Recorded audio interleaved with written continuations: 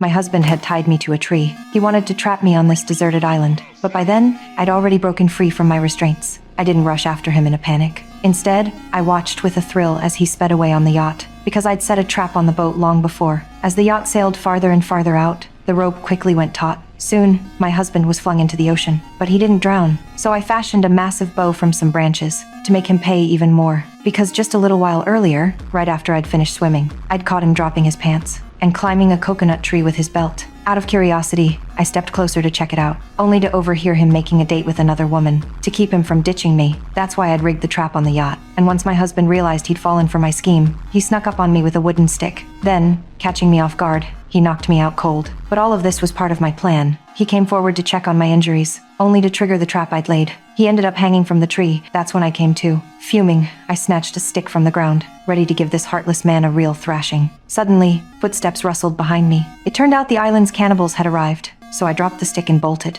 hoping the cannibals would devour my husband. But luck was on his side. He somehow swung his body onto a vine, saving his skin in the process. Still, I wasn't about to let him off easy, because I'd been waiting with my bow and arrows for a while. My husband tried to explain everything to me, but I wasn't giving him the slightest chance. Before he could even react, I let another arrow fly. He ducked behind the tree in terror. This time, I had to kill him. But no matter how I went after him, he dodged my attacks with ease. In the end, the two of us had no choice but to call a truce, because the local cannibals were terrifying. We needed to get off this godforsaken island first. But by then, it was too late. We'd already wandered into cannibal territory, and we both got felled by blow darts laced with sedative. When we came to again, we'd been captured by the tribe. Next, they planned to eat us alive.